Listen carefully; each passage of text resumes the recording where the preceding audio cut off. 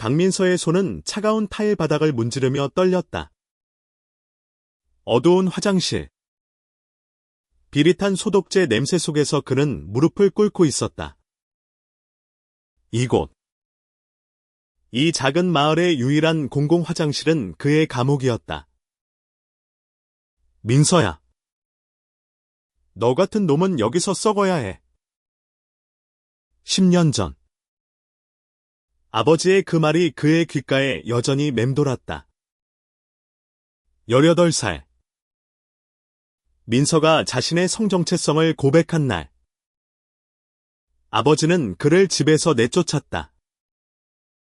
너 같은 건 우리 집안의 치욕이야. 그 후로 민서는 마을 사람들의 비웃음과 차가운 시선을 견디며 생계를 위해 화장실 청소 일을 시작했다. 그러나 오늘 그의 손은 더 이상 소를 쥐지 않았다.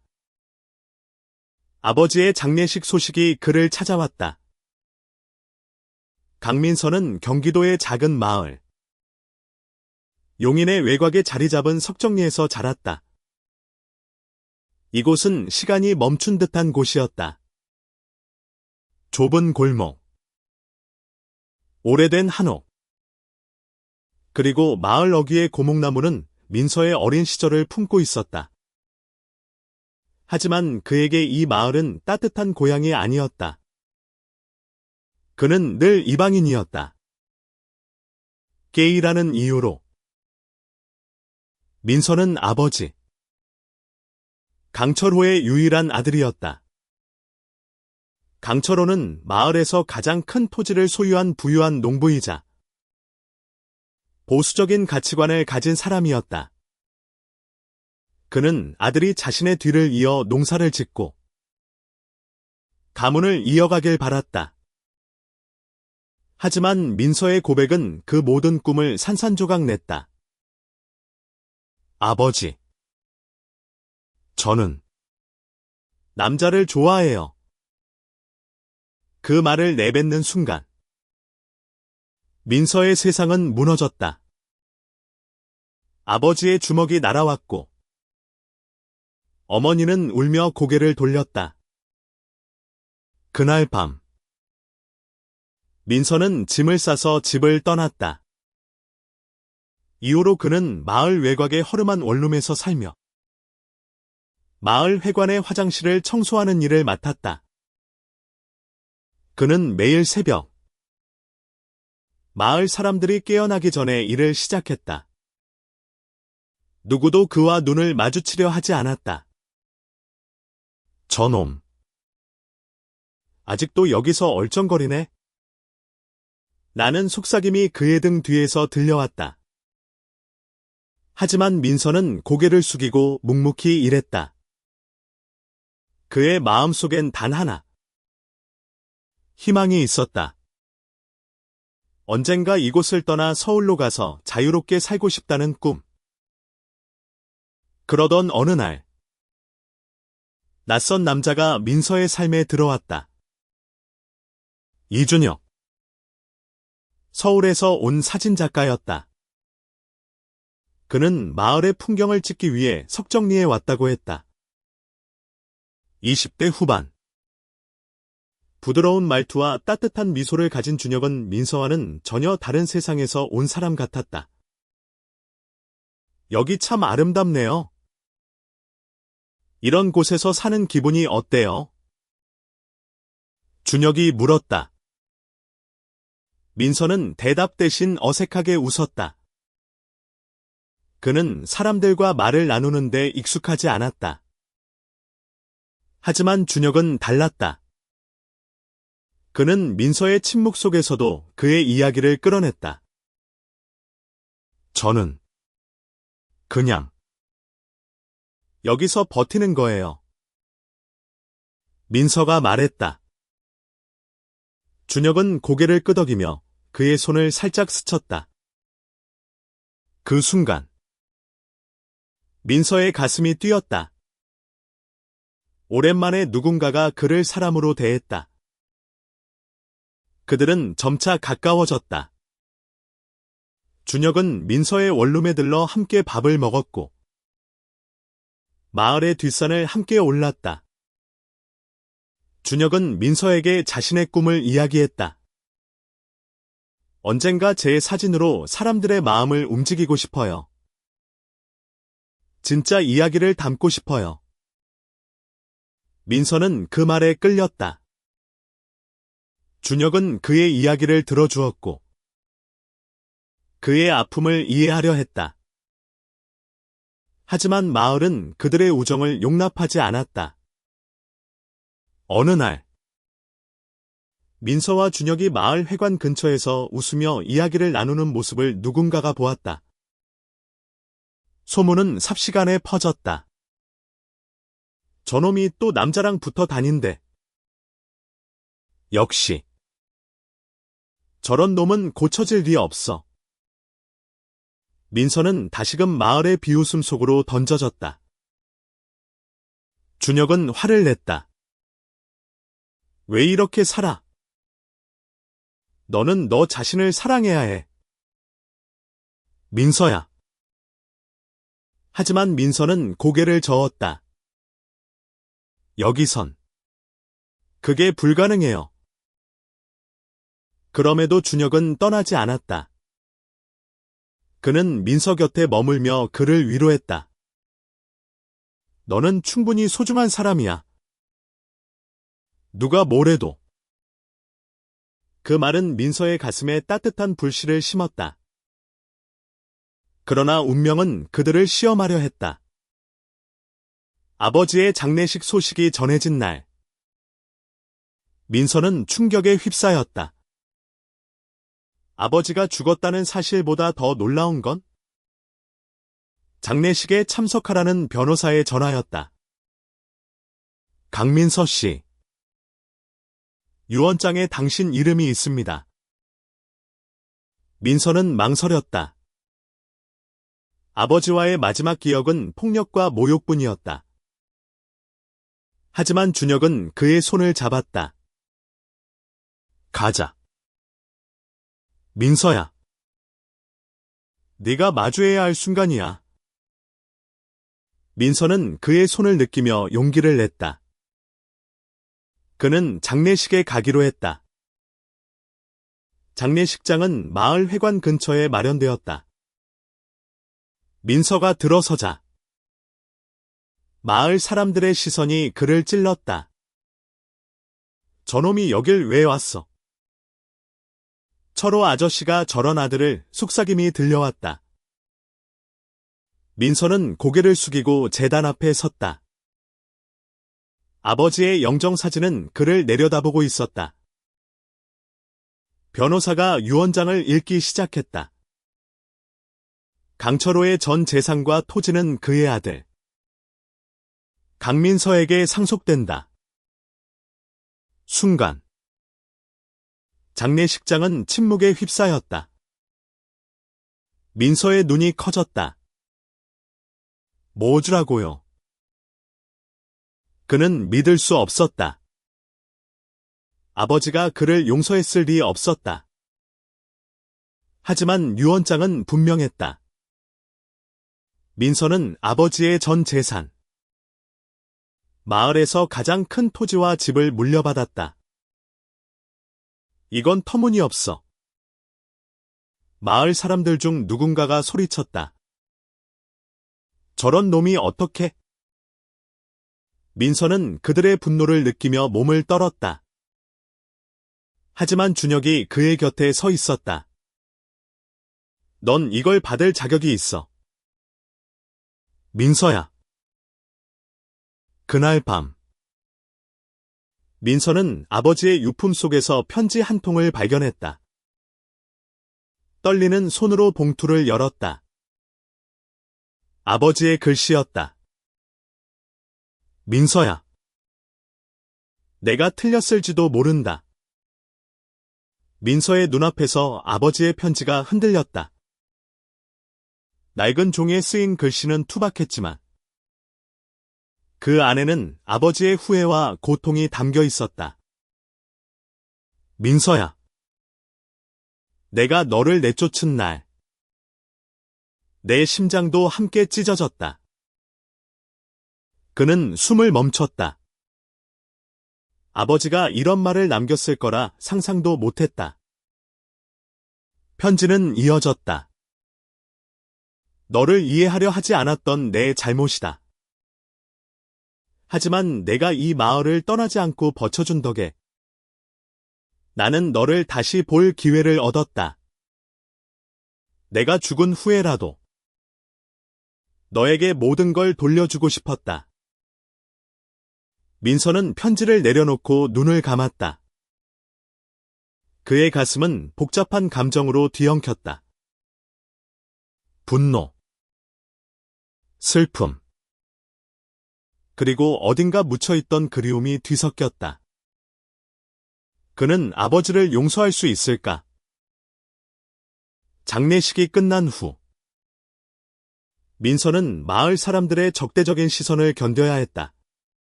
상속 소식은 마을 전체를 뒤흔들었다. 저런 놈이 강철호의 재산을 터무니없어.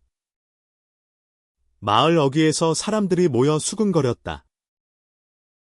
민서는 그들의 목소리를 무시하려 했지만 날카로운 말들이 그의 가슴을 찔렀다. 준혁은 민서의 곁에서 그를 지켰다. 그들의 말에 신경 쓰지 마. 이건 너의 권리야. 하지만 민서는 망설였다. 내가 이걸 받아도 되는 걸까? 아버지가 날 정말 용서한 걸까? 준혁은 그의 어깨를 감싸며 말했다. 내 아버지가 너에게 준 건 돈이나 땅이 아니야. 그건 너를 향한 마지막 사랑이야. 민서는 그 말에 눈물을 글썽였다. 그는 준혁의 손을 꼭 쥐었다. 며칠 뒤 민서는 아버지의 집으로 돌아갔다. 낡은 한옥은 여전히 그 자리에 있었다. 문을 열자 어린 시절의 추억이 물밀듯이 밀려왔다. 아버지와 함께 논에서 뛰놀던 날들, 어머니가 부엌에서 김치를 담그던 모습. 하지만 그 추억은 곧 아픔으로 바뀌었다. 그는 이 집에서 쫓겨났었다. 집 안을 둘러보던 민서는 아버지의 서재에서 낡은 사진첩을 발견했다. 그 안에는 그의 어린 시절 사진이 가득했다. 아버지가 몰래 찍은 사진도 있었다면서가 마을 축제에서 웃고 있는 모습. 친구들과 논에서 뛰어다니는 모습. 그리고 그 옆에는 아버지의 메모가 있었다. 민서가 행복하길. 민서는 숨을 쉴 수 없을 만큼 가슴이 아팠다. 아버지는 그를 사랑했지만 그 사랑을 표현할 줄 몰랐다. 한편 마을 사람들의 적대감은 점점 더 커졌다. 그들은 민서가 상속받은 토지를 탐냈다. 마을의 유주 중 한 명인 최만석은 민서를 찾아와 제안했다. 민서야, 너 같은 애가 이 땅을 관리할 수 있겠어. 우리한테 팔아. 좋은 값 쳐줄게. 민서는 단호히 거절했다. 이건 아버지가 저에게 준 거예요. 절대 안 팔아요. 최만석은 비웃으며 떠났다. 곧 후회할 거다. 이 멍청한 놈. 그날 밤 민서의 원룸 창문이 깨졌다. 누군가 던진 돌이었다. 유리 조각 사이에 쪽지가 있었다. 너 같은 놈은 이 마을에 있을 자격 없어. 민서는 두려움에 떨었지만 준혁은 그를 안으며 말했다. 우린 이겨낼 거야. 너 혼자가 아니야. 민서와 준혁은 함께 아버지의 토지를 살펴보기 시작했다. 그들은 그 땅을 단순한 재산이 아니라 민서의 새로운 시작으로 만들고 싶었다. 준혁은 제안했다. 이곳에 커뮤니티 센터를 만들자. 모두가 환영받는 곳으로. 민서는 그 아이디어에 끌렸다. 그는 자신이 받은 상처를 다른 이들에게 주고 싶지 않았다. 그들은 계획을 세웠다.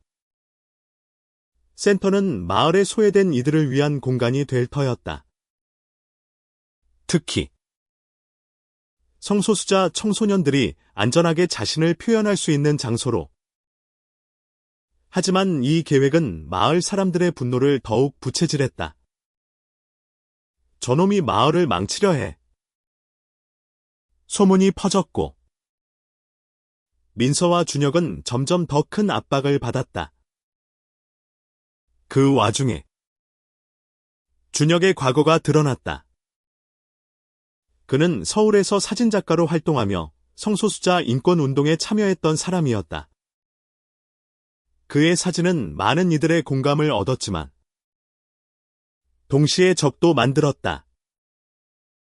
마을 사람들은 준혁을 외지인 선동가로 몰아갔다. 민서는 준혁에게 물었다. 왜 여기 남은 거예요? 서울로 돌아가면 더 안전할 텐데. 준혁은 미소 지으며 답했다. 너 때문이야. 민서. 너와 함께라면 어디든 괜찮아. 그 말은 민서의 마음을 흔들었다. 그는 준혁에게 점점 더 깊은 감정을 느끼고 있었다. 하지만 두려움도 컸다. 이 마을에서 사랑은 그에게 늘 금기였다. 그러던 중 마을 회관에서 민서의 상속에 반대하는 주민회의가 열렸다. 최만석이 주도한 이 회의는 민서를 마을에서 쫓아내려는 움직임이었다. 저런 놈이 강철호의 땅을 가지는 건 우리 마을의 수치야. 민서는 그 소식을 듣고 무너질 듯한 기분을 느꼈다. 하지만 준혁은 그를 다독였다. 우린 싸워야 해. 내가 여기서 포기하면 그들이 원하는 대로 되는 거야. 민서는 결심했다. 그는 회의에 참석해 자신의 목소리를 내기로 했다. 장례식 이후 처음으로 그는 마을 사람들 앞에 당당히 서기로 했다. 민서는 마을 회관의 문 앞에 서서 숨을 깊게 들이마셨다. 심장이 쿵쾅거렸다. 문 너머로 들려오는 사람들의 웅성거림은 그의 용기를 위협했다. 하지만 그의 손을 잡고 있는 준혁의 따뜻한 온기가 그를 붙잡았다. 넌 할 수 있어. 민서야. 준혁의 목소리는 단단했다. 민서는 문을 열고 들어갔다. 회관 안은 마을 사람들로 가득했다. 최만석이 단상 위에서 열변을 토하고 있었다. 강철호의 재산은 마을의 자산입니다. 저런 놈에게 맡길 순 없어요. 그의 말이 끝나자 몇몇이 박수를 쳤다. 민서는 그들의 시선을 느끼며 단상으로 걸어갔다. 저 말할 기회를 주세요. 민서의 목소리는 작았지만 떨림 속에 힘이 있었다.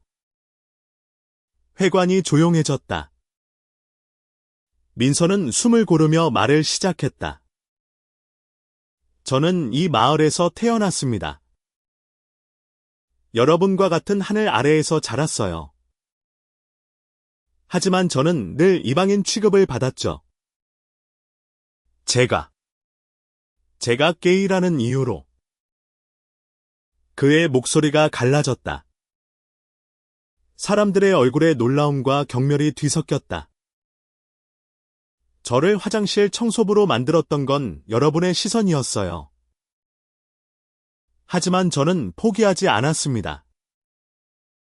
아버지가 제게 남긴 이 땅은 저를 향한 그의 마지막 사과예요. 저는 그걸 지킬 겁니다. 최만석이 비웃으며 끼어들었다. 너 같은 놈이 뭘 할 수 있겠어? 그 땅을 팔고 마을을 떠나. 하지만 민서는 고개를 저었다. 저는 떠나지 않을 겁니다. 이 땅에 커뮤니티 센터를 만들 거예요. 모두가 환영받는 곳으로. 그 말에 회관은 소란스러워졌다. 누군가는 고함을 쳤고, 누군가는 고개를 저었다. 하지만 민서는 멈추지 않았다. 저는 여러분이 저를 받아들이지 않아도 괜찮아요. 하지만 이 마을의 아이들이 저처럼 숨죽이며 살지 않도록 저는 싸울 겁니다. 그의 말은 사람들의 가슴을 파고들었다. 몇몇은 고개를 숙였고 몇몇은 눈을 피했다. 준혁은 민서의 곁에서 미소 지었다. 잘했어. 그는 속삭였다. 회의가 끝난 후 민서와 준혁은 마을의 뒷산으로 향했다. 그곳은 그들이 자주 찾던 장소였다. 달빛 아래 두 사람은 나무 아래에 앉았다. 오늘 넌 정말 대단했어. 준혁이 말했다. 민서는 웃으며 고개를 저었다. 너 때문이야. 네가 날 믿어줬으니까. 그 순간 준혁이 민서의 손을 잡았다. 민서야. 내가 너한테 할 말이 있어. 그의 목소리는 떨리고 있었다. 나 너를 사랑해. 민서는 숨을 멈췄다. 그의 가슴이 터질 듯이 뛰었다. 그는 준혁을 바라보며 오랜 세월 억눌렀던 감정을 느꼈다. 나도 너를 사랑해. 준혁아. 두 사람은 서로를 끌어안았다. 달빛 아래 그들의 그림자는 하나가 되었다. 하지만 그들의 사랑은 마을의 시험을 견뎌야 했다. 며칠 뒤 마을의 반발은 더 거세졌다. 최만석은 마을 사람들을 선동해 민서의 상속을 무효하려는 소송을 준비했다. 저놈이 마을을 망치기 전에 막아야 해. 그는 외쳤다. 민서는 그 소식을 듣고 두려움에 휩싸였다. 그는 변호사를 만나 상속 절차를 확인했다. 변호사는 단호했다. 유언장은 법적으로 완벽합니다. 하지만 마을 사람들이 소송을 걸면 시간이 걸릴 수 있어요. 민서는 고개를 끄덕였지만 마음은 무거웠다.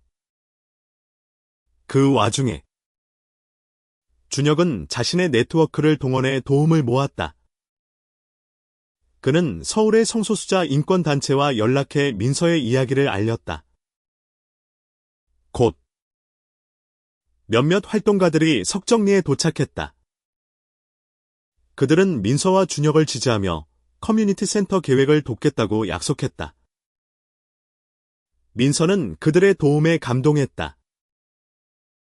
왜 이렇게까지? 그는 물었다. 한 활동가가 웃으며 답했다. 너 같은 사람이 싸우는 걸 보면 우리도 힘이 나거든. 민서와 준혁은 커뮤니티 센터의 설계도를 그리기 시작했다. 그들은 아버지의 토지에 작은 건물을 짓고 마을에 소외된 이들을 위한 프로그램을 계획했다. 하지만 그들의 꿈은 계속해서 위협받았다. 어느 날 밤, 누군가 민서의 원룸에 불을 지르려 했다. 다행히 불은 꺼졌지만 민서는 두려움에 떨었다. 준혁아, 내가 잘못한 걸까?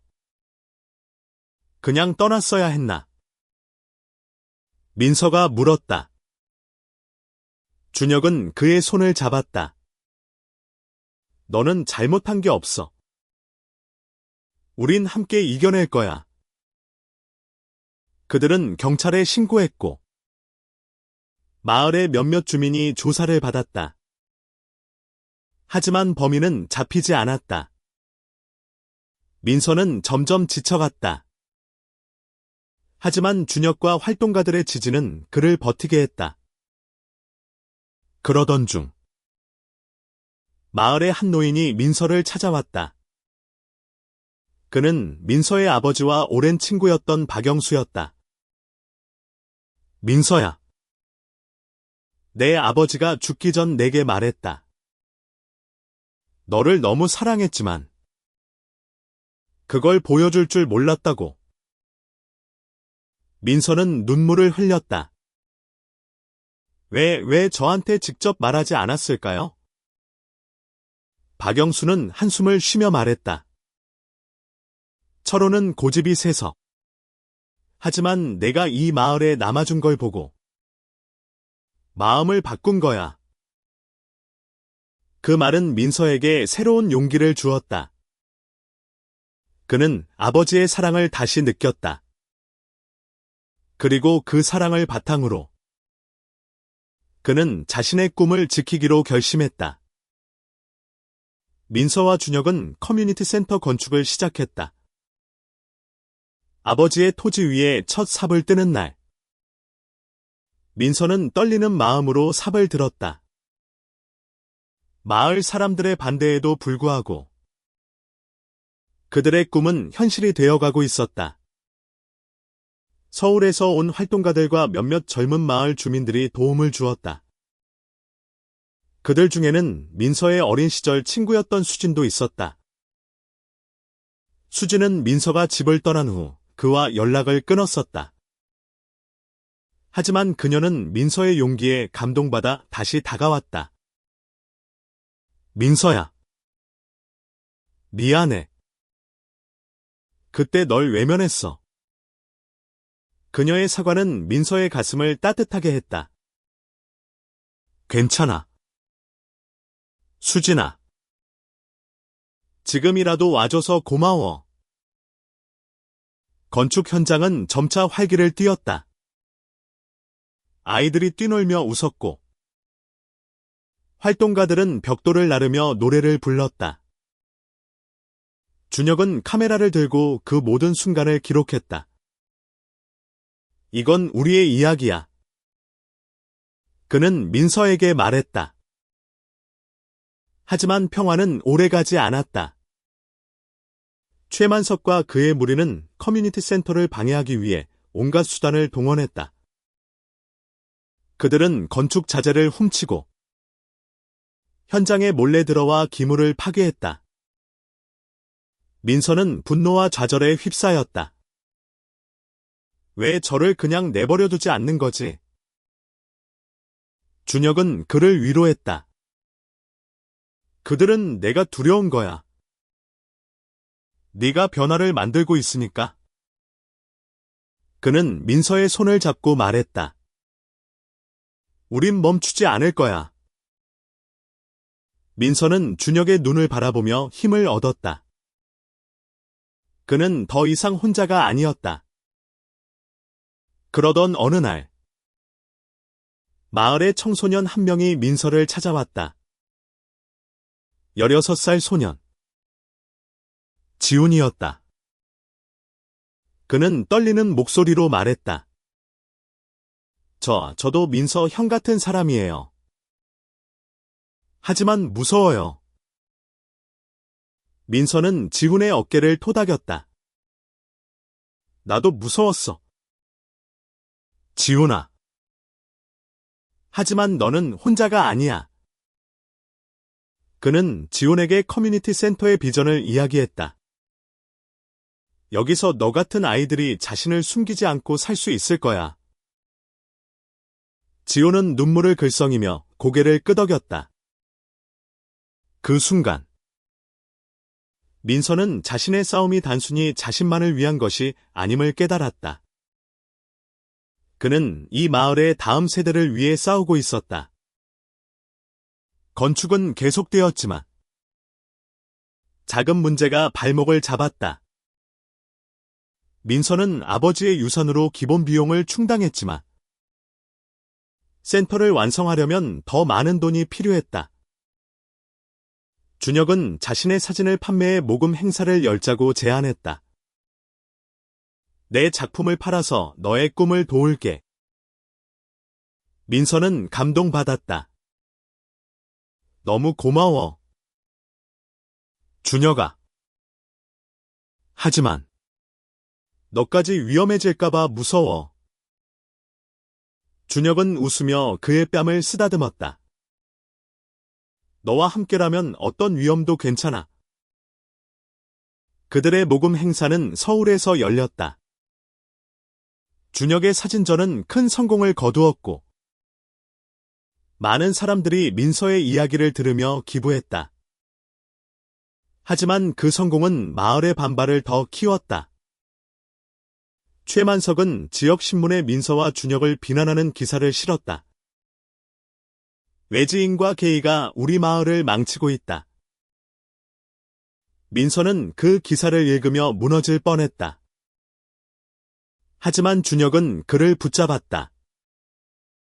우린 그들의 증오보다 강해. 보여줄게. 그러던 중 예상치 못한 일이 벌어졌다. 마을의 또 다른 노인 김할머니가 민서를 찾아왔다.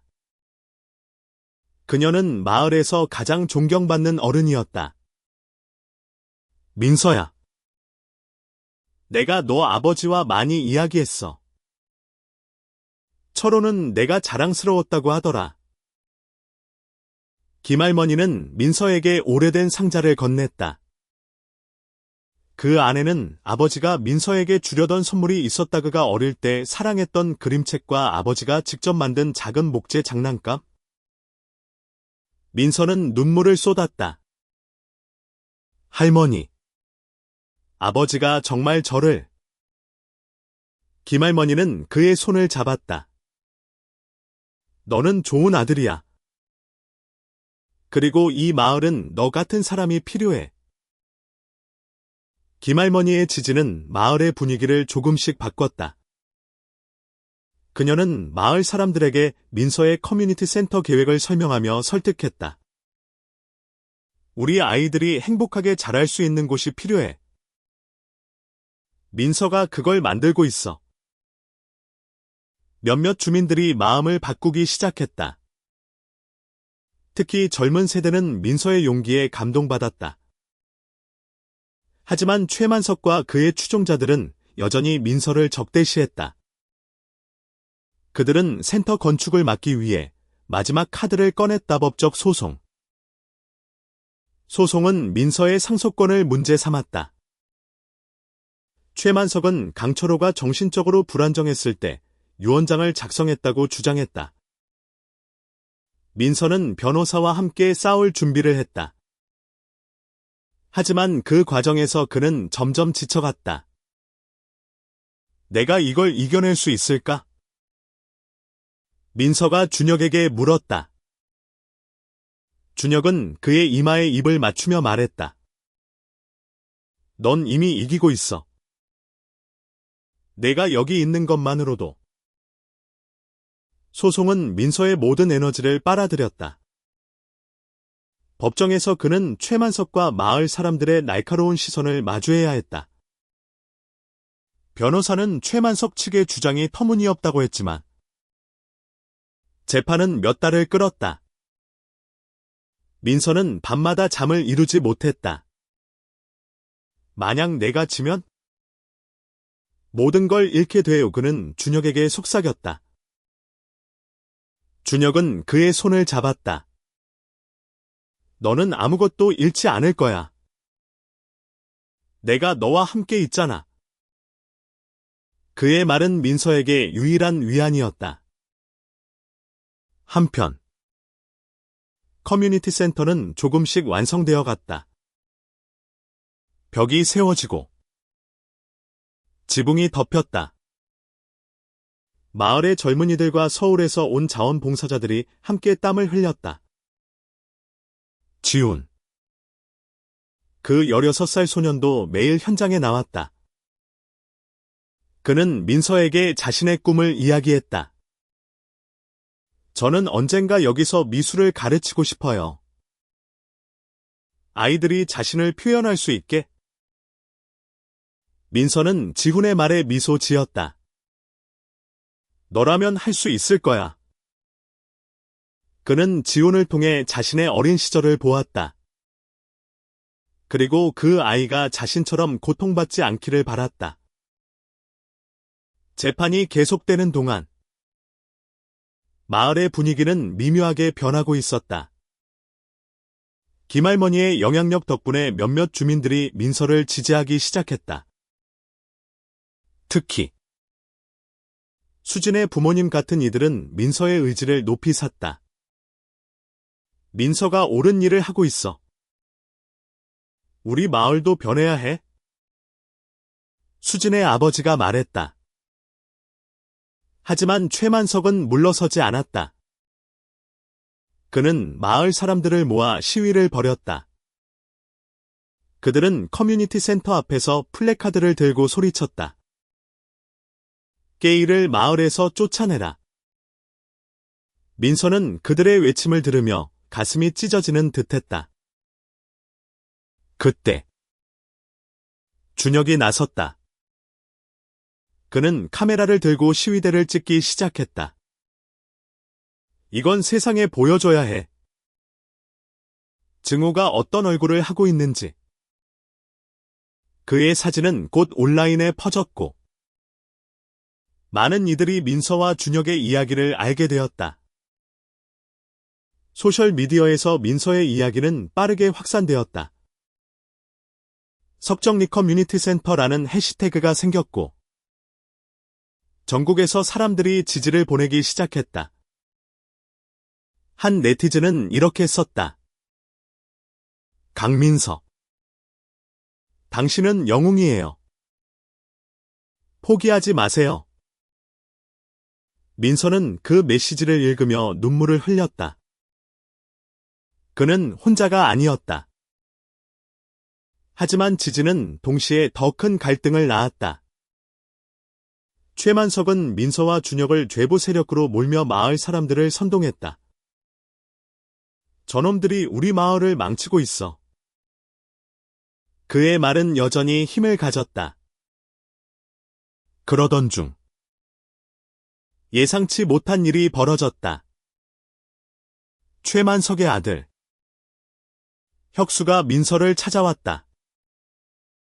그는 민서와 동갑인 30대 초반의 남자였다. 민서야. 나도 사실은 혁수는 말을 잇지 못하고 고개를 숙였다. 민서는 그의 떨리는 손을 보았다. 괜찮아. 혁수야. 말해도 돼. 혁수는 눈물을 글썽이며 말했다. 나도 너처럼. 게이야.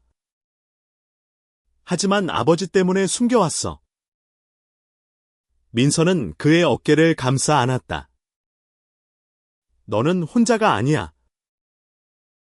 혁수는 울며 고개를 끄덕였다. 그는 민서에게 자신의 비밀을 털어놓으며 아버지와의 갈등을 이야기했다. 최만석은 혁수의 성 정체성을 알게 된 후 그를 억압해왔다. 혁수는 민서에게 약속했다. 내가 아버지를 설득해볼게. 너를 도울게. 혁수의 도움은 큰 전환점을 만들었다. 그는 아버지와 마을 사람들에게 민서의 커뮤니티 센터가 마을에 어떤 변화를 가져올지 설명했다. 이건 우리 아이들을 위한 거예요. 더 나은 미래를 위해. 그의 말은 몇몇 사람들의 마음을 움직였다. 하지만 최만석은 여전히 완강했다. 그는 혁수를 내쫓으려 했지만 혁수는 물러서지 않았다. 아버지. 저도 민서와 같은 사람이에요. 저를 부끄러워하시겠어요? 그 말은 최만석을 흔들었다. 그는 아들을 바라보며 처음으로 말을 잃었다. 재판의 마지막 날이 다가왔다. 민서는 법정에 서서 자신의 이야기를 다시 한번 전했다. 저는 이 마을에서 태어났고 이곳에서 상처받았습니다. 하지만 저는 이 마을을 사랑해요. 그래서 이곳을 더 나은 곳으로 만들고 싶습니다. 그의 말은 법정을 울렸다. 판사는 민서의 상속권을 인정했다. 강철호의 유언장은 법적으로 유효합니다. 민서는 눈물을 흘리며 준혁을 끌어안았다. 법정 밖에서 혁수는 아버지와 마주섰다. 아버지. 이제 그만하세요. 민서가 옳아요. 최만석은 아무 말도 하지 않고 고개를 돌렸다. 하지만 그의 눈에는 흔들림이 있었다. 민서와 준혁은 커뮤니티 센터로 돌아갔다. 그곳에서 그들은 지훈과 수진, 그리고 다른 자원봉사자들과 함께 축배를 들었다. 센터는 이제 거의 완성되었다. 민서는 준혁의 손을 잡으며 말했다. 고마워. 준혁아. 너 없었으면 난 여기까지 못 왔어. 준혁은 미소 지으며 답했다. 우린 함께 해낸 거야. 민서야. 커뮤니티 센터의 개관일이 다가왔다. 민서와 준혁은 마지막 준비로 분주했다. 센터의 입구에는 모두를 위한 집이라는 간판이 걸렸다. 그 문구는 민서가 직접 고른 것이었다. 그는 이곳이 단순한 건물이 아니라 모든 이가 자신을 표현할 수 있는 안전한 공간이 되길 바랐다. 개관식에는 마을 사람들뿐만 아니라 서울과 다른 지역에서 온 사람들이 모였다. 지호는 떨리는 손으로 자신의 그림을 전시했고, 수진은 아이들을 위한 독서 프로그램을 준비했다. 준혁은 센터 곳곳을 사진으로 남겼다. 이 순간은 영원히 기억될 거야. 그는 민서에게 말했다. 민서는 무대에 올라 마이크를 잡았다. 이곳은 저처럼 상처받은 이들을 위한 공간입니다. 하지만 이건 저 혼자 만든 게 아니에요. 여러분 모두가 함께해준 덕분입니다. 그의 눈은 촉촉했다. 개관식은 성공적이었다. 아이들이 웃으며 뛰놀았고, 어른들은 서로 이야기를 나누었다. 심지어 최만석도 조용히 참석했다. 그는 민서와 눈을 마주치지 않았지만 그의 아들 혁수가 곁에 있었다. 혁수는 민서에게 다가가 말했다. 아버지가 조금씩 변하고 있어. 내 덕분이야. 민서는 미소 지었다. 아니야. 너 덕분이야. 혁수야. 하지만 모든 것이 순조로운 것만은 아니었다. 개관식 후 몇몇 익명의 사람들이 센터에 위협적인 메시지를 보냈다. 너희 같은 놈들은 여기에 있을 자격 없어. 민서는 그 메시지를 읽으며 두려움을 느꼈다. 하지만 그는 더 이상 물러서지 않기로 했다. 그는 준혁과 함께 보안 시스템을 강화하고 경찰에 신고했다. 또한 그는 센터를 찾는 사람들에게 자신의 이야기를 솔직히 공유했다. 저는 게이입니다. 그리고 이곳은 저 같은 사람들을 위한 공간이에요. 하지만 이곳은 모든 일을 환영합니다. 그의 솔직함은 사람들의 마음을 움직였다. 점점 더 많은 마을 사람들이 센터를 찾기 시작했다. 특히 젊은 세대는 민서의 용기에 감동받았다. 민서와 준혁의 관계도 깊어졌다. 그들은 센터의 작은 사무실에서 밤늦게까지 계획을 세우며 서로의 꿈을 공유했다. 어느 날 밤, 민서는 준혁에게 물었다. 너는 왜 이렇게까지 나를 도와주는 거야? 준혁은 그의 손을 잡으며 말했다. 너는 내가 사랑하는 사람이야. 그리고 네가 싸우는 모습은 나에게도 용기를 줘. 민서는 그의 말에 눈물을 흘렸다. 그는 준혁을 끌어안으며 말했다. 너와 함께라면 난 뭐든 할 수 있을 것 같아. 센터는 점점 더 많은 사람들에게 알려졌다. 전국에서 성소수자 청소년들과 그들의 가족들이 찾아왔다. 그들은 민서의 이야기를 듣고 자신의 이야기를 공유했다. 민서는 그들의 아픔을 들으며 자신의 상처도 치유되고 있음을 느꼈다. 하지만 최만석의 반대는 여전히 남아 있었다. 그는 소송에서 패했지만 여전히 마을 사람들을 선동하려 했다. 그러나 그의 영향력은 점점 약해졌다. 특히 혁수의 공개적인 지지가 그의 입지를 흔들었다. 혁수는 마을 회관에서 공개적으로 자신의 성정체성을 밝혔다. 저는 게이입니다. 그리고 그게 부끄러운 일이 아니에요. 그의 말은 마을을 뒤흔들었다. 몇몇은 그를 비난했지만 많은 이들이 그의 용기에 박수를 보냈다. 민서는 혁수의 용기에 감동받았다. 그는 혁수와 함께 센터에서 청소년들을 위한 워크숍을 열었다. 그들은 성정체성과 자아 발견에 대해 이야기하며 아이들에게 자신을 사랑하는 법을 가르쳤다. 지호는 그 워크숍에서 자신의 그림을 선보였다. 그의 그림은 마을의 풍경과 자신의 내면을 담고 있었다. 민서는 그 그림을 보며 미소 지었다. 넌 정말 대단해. 지호나. 지호는 부끄러운 듯 웃으며 말했다. 민서 형 덕분이에요. 형이 저한테 용기를 줬어요.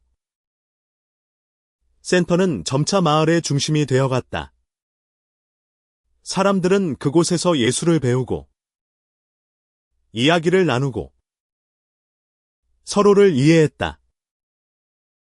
민서는 그 모든 변화를 보며 가슴이 벅찼다. 그는 아버지의 유산을 통해 마을을 더 나은 곳으로 만들고 있었다. 하지만 그는 여전히 두려움이 있었다. 이 모든 게 오래 갈까? 그는 준혁에게 물었다. 준혁은 그의 손을 잡으며 말했다. 우리가 함께라면 이건 영원히 이어질 거야. 민서는 그의 눈을 바라보며 미소 지었다. 그는 이제 혼자가 아니었다. 그는 사랑받고 있었고 사랑하고 있었다. 1년 후 커뮤니티 센터는 석정리의 상징이 되었다. 마을 사람들은 더 이상 민서를 이방인으로 보지 않았다. 그는 그들의 이웃이었고 그들의 친구였다. 센터는 아이들의 웃음소리와 어른들의 대화로 가득했다. 민서는 그곳에서 매일 새로운 희망을 보았다. 지호는 센터에서 미술 강사로 일하기 시작했다. 그의 그림은 전국적으로 주목받았고 한 갤러리에서 전시 제안을 받았다. 민서는 지온을 보며 자신의 어린 시절을 떠올렸다. 너는 나보다 훨씬 강해. 그는 지훈에게 말했다. 수지는 센터의 관리자를 맡았다. 그녀는 민서와 함께 프로그램을 기획하며 마을의 아이들에게 책과 예술을 가르쳤다. 민서야. 내가 이 모든 걸 시작했어. 정말 대단해. 그녀는 말했다. 준혁은 민서와 함께 센터를 운영하며 그의 사진으로 전국에 그들의 이야기를 알렸다. 그의 사진전은 이제 정기적으로 열렸고 많은 사람들이 민서와 준혁의 사랑과 용기에 감동받았다. 민서와 준혁은 마을 외곽의 작은 집으로 이사했다. 그들은 함께 요리를 하고 밤마다 별을 보며 이야기를 나눴다. 민서는 준혁의 손을 잡으며 말했다. 너와 함께라서 난 매일이 행복해. 준혁은 그의 뺨에 입을 맞추며 답했다. 나도. 민서야. 너는 내 전부야. 하지만 모든 것이 완벽한 것은 아니었다. 최만석은 여전히 민서를 받아들이지 않았다. 그는 마을을 떠나 서울로 갔지만 혁수는 마을에 남아 센터를 도왔다. 그는 아버지와의 관계를 회복하려 노력했지만 아직 갈 길이 멀었다. 민서는 혁수에게 말했다. 시간이 걸릴 거야. 하지만 너는 강해. 그리고 우린 내 곁에 있어. 혁수는 미소 지으며 고개를 끄덕였다. 센터는 점점 더 많은 사람들에게 영향을 미쳤다. 전국에서 성소수자 청소년들과 그들의 가족들이 찾아왔다. 그들은 민서와 준혁에게 자신의 이야기를 털어놓으며 위안을 얻었다. 민서는 그들의 이야기를 들으며 자신의 상처가 치유되고 있음을 느꼈다. 어느 날, 민서는 아버지의 무덤을 찾았다. 그는 무덤 앞에 앉아 조용히 말했다. 아버지, 저 이제 괜찮아요. 아버지가 준 사랑. 제가 잘 지키고 있어요. 그는 무덤에 꽃을 놓고 일어섰다. 바람이 그의 뺨을 스쳤다. 그는 아버지의 사랑을 그리고 자신의 용기를 느꼈다. 민서와 준혁은 센터에서 첫 번째 기념 행사를 열었다. 마을 사람들과 전국에서 온 사람들이 모여 그들의 여정을 축하했다. 민서는 무대에 올라 말했다. 이곳은 저의 꿈이었지만 이제는 우리 모두의 꿈입니다. 감사합니다. 그의 말에 사람들은 박수를 보냈다. 준혁은 그의 곁에서 미소 지었다. 그들은 서로의 손을 잡고 함께 세운 꿈을 바라보았다. 하지만 민서는 아직 한 가지 하고 싶은 일이 있었다. 그는 준혁을 뒷산으로 데려갔다. 그곳은 그들이 처음으로 서로의 마음을 확인했던 곳이었다. 달빛 아래. 민서는 준혁에게 말했다. 준혁아, 나와 함께 영원히 있어줄래? 준혁은 눈물을 글썽이며 답했다. 당연하지. 민서야. 영원히. 그들은 서로를 끌어안았다. 달빛이 그들의 사랑을 비췄다. 센터는 계속해서 성장했다. 민서와 준혁은 그곳에서 새로운 세대를 위한 희망을 심었다. 그들은 마을의 변화를 그리고 서로의 사랑을 지켰다. 민서는 이제 더 이상 화장실을 청소하지 않았다. 그는 자신의 삶을 그리고 사랑을 당당히 살아가고 있었다. 시간은 흘렀고 석정리의 커뮤니티 센터는 전국적으로 알려진 공간이 되었다. 민서와 준혁은 그곳에서 매일 새로운 사람들을 만났다. 그들은 상처받은 이들에게 손을 내밀었고 그들의 이야기를 들어주었다. 센터는 단순한 건물이 아니었다. 그것은 희망의 상징이었다. 민서는 가끔 아버지의 편지를 꺼내 읽었다. 그때마다 그는 아버지의 사랑을 그리고 자신의 용기를 떠올렸다. 그는 이제 자신을 부끄러워하지 않았다. 그는 자신이 누구인지 당당히 받아들였다. 어느 날, 지온이 민서를 찾아왔다. 그는 이제 18살이 되어 있었다. 민서 형. 저 대학에 합격했어요. 미술을 공부할 거예요. 그의 눈은 반짝였다. 민서는 지온을 끌어안았다. 정말 자랑스러워. 지온아. 지온은 미소 지으며 말했다. 형이 이 센터를 만들지 않았다면? 저는 지금의 제가 아니었을 거예요. 민서는 그의 말을 들으며 가슴이 벅찼다. 그는 자신이 마을에 남긴 흔적이 누군가의 삶을 바꿨음을 알았다. 혁수는 여전히 마을에 남아 센터를 도왔다. 그는 아버지와의 관계를 조금씩 회복하고 있었다. 최만석은 여전히 완고했지만 혁수의 끊임없는 노력은 그의 마음을 서서히 열었다. 어느 날, 최만석은 센터를 찾아와 조용히 전시된 그림들을 바라보았다. 그는 아무 말도 하지 않았지만 그의 눈에는 변화의 조짐이 있었다.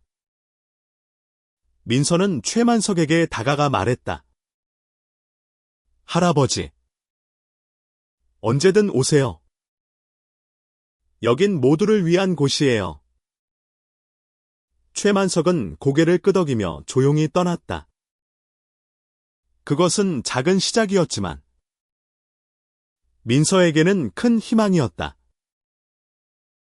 민서와 준혁은 함께 새로운 프로젝트를 시작했다. 그들은 전국의 성소수자 청소년들을 위한 네트워크를 만들고 싶었다. 이 마을에서 시작된 변화가 전국으로 퍼지길 바래. 민서가 말했다. 준혁은 그의 손을 잡으며 답했다. 우린 할 수 있어. 함께라면. 그들의 사랑은 시간이 지나도 변하지 않았다. 그들은 서로의 곁에서 서로의 꿈을 지지하며 살아갔다. 어느 가을 저녁, 민서와 준혁은 뒷산에 올랐다. 그들은 나무 아래에 앉아 마을을 내려다보았다. 민서는 준혁의 어깨에 머리를 기댔다. 준혁아, 우리가 여기까지 올 줄 몰랐어. 준혁은 그의 손을 잡으며 말했다. 하지만 우린 해냈어. 그리고 앞으로도 계속 함께할 거야. 민서는 미소 지었다. 그는 더 이상 두려워하지 않았다. 그는 사랑받고 있었고, 사랑하고 있었다. 그들의 이야기는 석정리를 넘어 전국으로 퍼졌다. 커뮤니티 센터는 많은 이들에게 영감을 주었다. 민서는 자신의 삶이 그리고 그의 사랑이 세상을 바꿀 수 있음을 알았다. 그는 화장실을 청소하던 소년이 아니었다.